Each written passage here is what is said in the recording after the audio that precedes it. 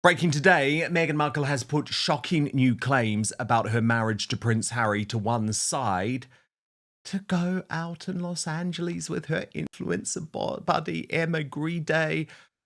Oh God, this dinner was totally cringe, actually. I mean, People magazine reported on it breathlessly. Meghan Markle attends star-studded LA dinner, and guess what? She bought the wine. Problem is, there were no stars to drink it. Let's just be honest there. And the only moments that have gone viral, actually, are firstly when Emma Grede nearly hits Meghan in the face. She's not impressed. But there is a serious side to this. Nancy Sidley not happy at all about the fact that Emma Grede has become an ambassador for the King's Foundation, now hanging out with the enemy, writing, okay, King's Foundation must immediately strip Emma Grede from being an ambassador. This is outrageous. Emma cannot be trusted to do the work on behalf of the King for the good of the people of the UK and the Commonwealth. So, according to Taz, royal YouTube sensation with me now. Tash, I mean, I guess there's a quite serious point there about Emma Grede, right? I don't even know why the King's Foundation signed her in the first place. Like, as far as I'm concerned, she's a no-mark liability associated with the Kardashians. There's much bigger celebrities that want to be involved with the British royal family, from Taylor Swift to Lady Gaga. So I'd say sack her. Obviously, I would. But I'm more shocked by just the desperation at the moment of Meghan. It's like completely exhausting. And by the way, completely putting paid to any suggestion that she spends any real quality time with her children. I mean, we knew that she didn't. These are children that are effectively raised by the staff, but she's really proving the point, isn't she? It is very bizarre for a woman who has restyled herself as a mummy influencer for a start, but also to leave children at that age. If they were teenagers or even tweens, you could understand it a bit more, but this is such a crucial age in development. And she's not bothered at all about rushing back to them. You know, she leaves them weeks at a time, and she has done so since they were, since they were toddlers, since they were babies. And I do find it odd. With Nancy Sidley, yeah, she is not impressed at all with that. And I can understand it, but I think it makes almost Meghan look more of a hypocrite, because she's got a friend here that she's obviously using to raise her profile in America. And I agree with you. Emma's profile is more in America now. Yes, she came from London, but that's where her profile, her business, that's where people know her from Shark Tank and Skims with the Kardashians. So she's very much a US choice, and maybe that's why the King thought she'd be someone else that could represent the King's Trust more American side. But with Meghan being friends with her, if Meghan was treated so diabolically by the royal family, Meghan was treated with racism, they didn't care if she was suicidal, and then she's still choosing to be friends with Emma, because surely she'd be like, well, if you're a friend of mine, how dare you team up with the King? How dare you team up with the royal family after everything they put me through? But of course, Meghan has decided that she's no longer wielding that storyline all of the time, because she's trying to reinvent herself, and Harry's trying to make good with the royals, so she can't keep completely attacking them. But yes, I mean, the link between Meghan being friends with Emma and the King's Trust, my only thing that I can think of is perhaps Idris Elba put in a good word, because Idris Elba is also very close with the King, with the King's Trust, and he's been with Emma Grede on her podcast. They know each other. So maybe that's the connection. That's the connection. According to multiple reports, Meghan Markle and Prince Harry were spotted at what's now being called their cringe dinner. Eyewitnesses say there was no affection, no laughter, not even eye contact. Harry looked completely defeated, and Meghan, as usual, was performing for the cameras. This wasn't a cozy date night. This was two people trying to keep up appearances while the whole world sees the cracks. And that makes a lot of sense. By the way, People is working so hard to really try and amp up this dinner, right? Star-studded. I mean, there wasn't a star in sight, okay? Like, I'm just going to be honest, and I know this isn't my world, but the dinner was held at a designer's house, Callie Wearstill. There was a meal, it sounds revolting, Tash, prepared by a plant-based chef called Camilla Marquez. The event was planned by Stephanie Horton and sponsored by Shop by Google. But I mean, Yeah. I'm literally looking through all of this and I just cannot see any stars whatsoever. Like, listen to the other guests. Rachel Zoe, former Yeah. Netflix CMO Bazoma St. John, Russian tennis pro Maria Sharapova. Okay, I guess she was a household name many moons ago. Author and former US ambassador to the Commonwealth of the Bahamas, Nicole Avant. Fleur creative director and influencer Chriselle Lynn. Makeup artist and beauty founder Danessa Mirix. I mean, that's not usually, Tash, what People magazine would describe as star-studded, is it? It's like a Temu version of when Gwyneth Paltrow holds her big dinner parties. You know, she's Yes. had collaborations with Loro Piana. She does these big, beautiful, very ostentatious, like stunning dinners that she has often outside, and she does have A-listers. There are a couple of people there that are on the same list. I think that's Ted Sarandos's wife, isn't it, Nicole? She looks like she's the one sat next to Meghan. But yeah, there is definitely links where it's the same connections of people, but it's almost like the cast-offs.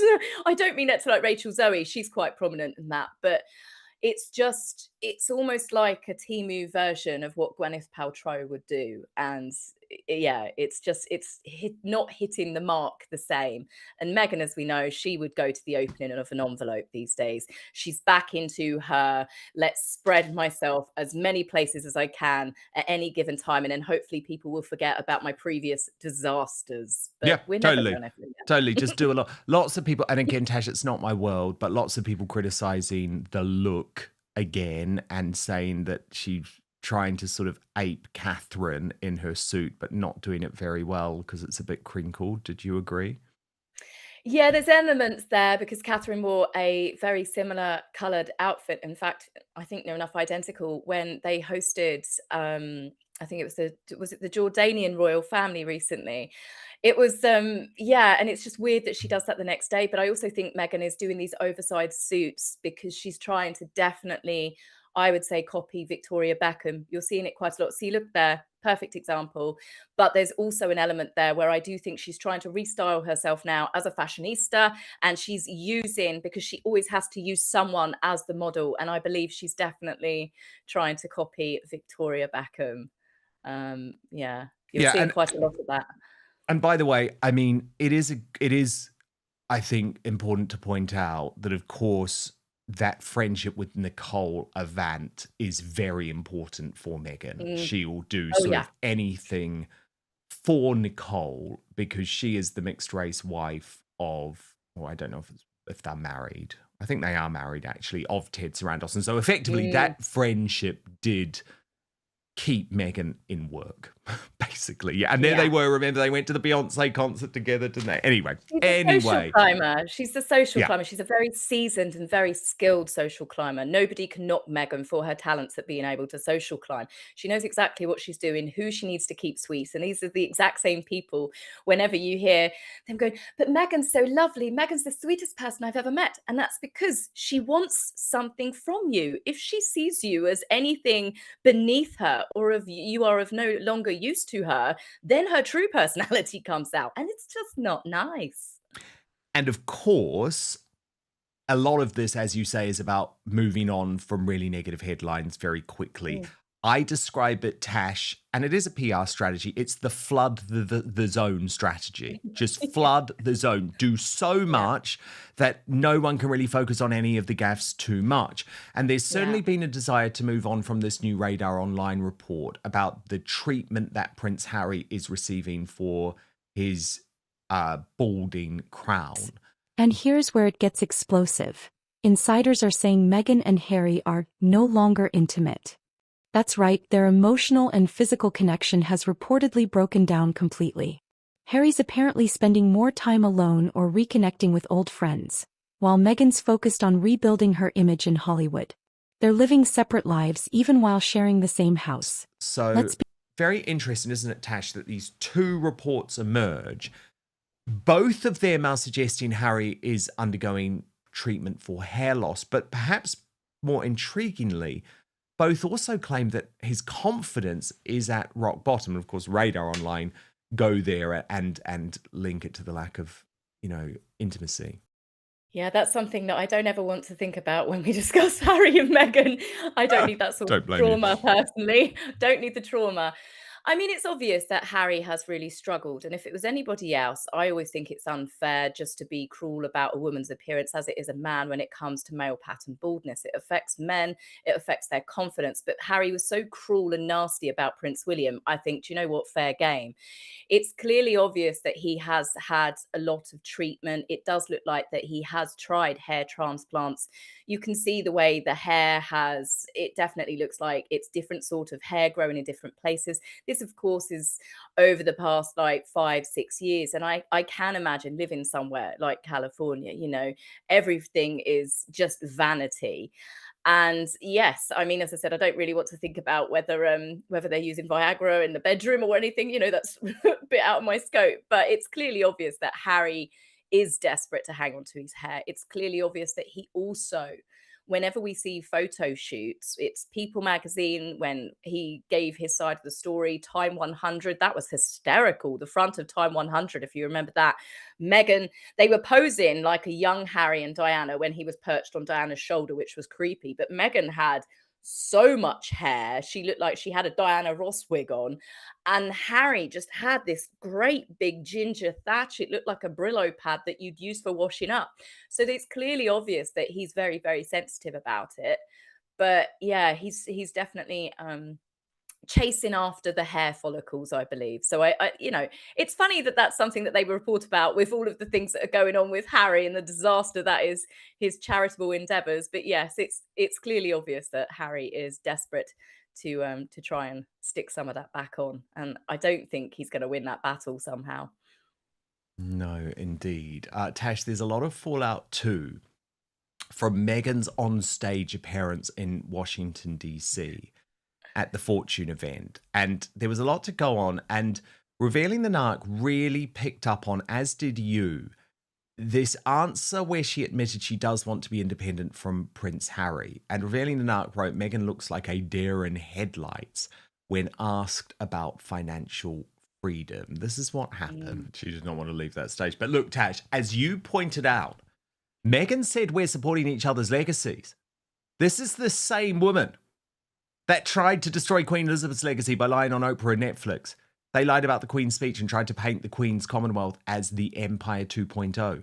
She's tried to destroy Catherine by allowing her to be called a royal racist who was cruel about her unborn child.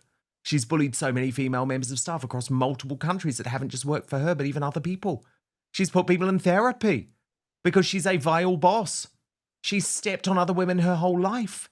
Meghan cares about empowering women as much as she does being a humanitarian. It's just another costume she likes to put on to get a round of applause.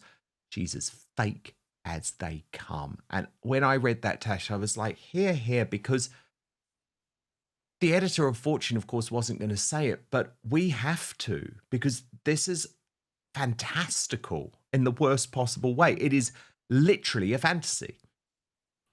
When you think of the number of women she's been horrible to, I mean, you've had Vanity Fair, you've had the Daily Beast, you've had so many articles. These have actually spoken to people. Tom Bauer, Valentine Lowe. Meghan has been really awful to a lot of women. Sure, some people will say that, it's not necessarily true about, her arguments with Catherine. It's all hearsay because obviously the royal family aren't going to speak out. But members of staff have spoken up. People, even a florist in Montecito, has sworn that they will never work with Meghan again because she screamed at them like they were a piece of poo on her shoe down the phone because she didn't like something they did. This is not a girl's girl. This is not a woman's woman. She's not for empowering other women unless they are successful, unless they are billionaires, and unless she can get something from them. Of course, she's empowering people like Jamie Kern-Lima, a billionaire, or Nicole, Ted Sarandos' wife. Meghan's all about bigging up other women when she can get something out of the scenario. She is just a complete contradiction. But the fact that these people keep giving her a platform to spout this complete nonsense that she comes out with. It's mind-blowing, the fact that she's still given a platform after all of the things that she's done to other women. The other most intriguing answer, Tash, was when she spoke about Megxit and leaving England. And there was so much wrong with this answer. She was speaking about healing, but she got the timeline completely wrong involving the children, for example. But she was also totally lying, by the way, when it came to what she was actually doing over that period. So here's a reminder of what she said on the stage. Let's be honest, the pressure's been building for months. The Netflix flop, the Spotify embarrassment, the endless criticism, it's all taking a toll. Meghan's chasing fame again, while Harry's trapped in a life he barely recognizes. According to sources, Harry feels like a puppet in Meghan's Hollywood dream, while Meghan sees Harry as holding her back from bigger opportunities. That's not love, that's a power struggle. Now, As Toomey pointed out, she forgot. This was her during 2020. And let's just look at the little video of her pictures during 2020, Tash, because this is what she was doing during 2020, right? Toomey was spot on. She was spot on. And that's just the things that they were doing. That's not obviously counting filming Netflix, trashing the royal family, Harry writing Spare, the countless interviews, 2 Oprah specials, the podcasts, the constant attacking of the royals, trying to smear them. Oh, yes, we were just nesting. It was all lovely and roses. No, it wasn't. You were trying to destroy the royal family. Tash, some breaking news in terms of Prince Andrew today. The Times reporting that it is possible King Charles could now strip his dukedom as a result of the new revelations. This from Stephen Swinford, who's the political editor of the Times, but it's actually the royal editor of the Times, Kate Mancy, who has reported this. My belief is that this will have been briefed directly from Buckingham Palace, so it's certainly legitimate. And Tash, of course, Prince William has advocated privately behind the scenes for a long time for there to be this tougher sort of action, which the king has resisted. But over the past couple of weeks, we've seen the publication of that email to Jeffrey Epstein, proving that Andrew had actually lied about how long he'd stayed in contact with the paedophile. And of course, Virginia Giuffre's autobiography being published from Beyond the Grave. Do you think the king now does need to take this nuclear option in the way that Prince William thinks he should? I really do. I really do. There's so many things that have come to light that I wasn't even aware of with Andrew Lowney's book that came out, and then all of this new information. I saw something the other day where an email he'd sent to Epstein, saying that, yes, I look forward to us playing again. And you're like, that just creeps me out. It makes me feel so uncomfortable knowing the sort of things that his former friends would see as, playtime. And yes, Andrew has now become an infected finger. Infected in the sense that the king has got to cut off that finger or he risks losing a whole arm. It has got to the point where this is not going to stop. There are obviously lots of other famous people that, they've still not mentioned anybody's names. They always bring up Andrew because it's like using him as a scapegoat so the other high profile people don't get a mention. But this is really, really serious. I think that the dukedom does need to be taken. It will make the king look a lot stronger. And, while he's at it, while he's there and he's petitioning to Parliament, I'm pretty certain the people of Sussex would love to see the dukedom taken from Harry and Well, Meghan exactly. as well. That's the thing, Tash. An act of Parliament cannot just be about Andrew. It really does have to factor in Harry, Meghan, and the 2 children's role in the line of succession too, so that this problem isn't left to William. And I know there was a lot of consternation from the likes of Tom Sykes earlier in the week about the fact that Buckingham Palace said that to them, Harry and Meghan remain a bigger issue, a bigger ongoing concern. But I think the palace is right, because of course Andrew's behaviour historically was terrible, but he has effectively retired from royal life. And also, we do just have to realize he's not trying to destroy the British royal family in the way that Harry and Meghan are. So, Tash, so with you. So with you. It's like, if you do this act of parliament, you've got to strip Harry and Meghan's titles too. Do it at once. Do it at once and make it clear this is about William's wishes. And you're putting his wishes in place. And remember, there's just one historical precedent for this. The late Queen Tash, in the months before her death, made it clear that Camilla would become Queen Consort, and she released a statement. The Queen didn't particularly want to do that herself. She was doing it for her son. She was doing it to make the succession more smooth. And I think this is how it could work. Charles could introduce, or could ask the government to introduce the Act of Parliament for William, you know, and make it clear this is about a slimmed down royal family. And I know there's a whole load of debate to be had about that, but, you know, that's very much what William wants. Now, royal insiders claim there's talk of a separation. Not public, not yet, but behind closed doors. Meghan's reportedly planning solo events to reclaim her independence, while Harry's desperate to avoid another media disaster. Some say this could be the breaking point. The fairy tale is over, and reality has hit hard. At this point, no longer intimate, might be the understatement of the year. This dinner, this distance, it all screams one thing. This marriage is falling apart. Maybe not today, maybe not tomorrow, but the writing's on the wall.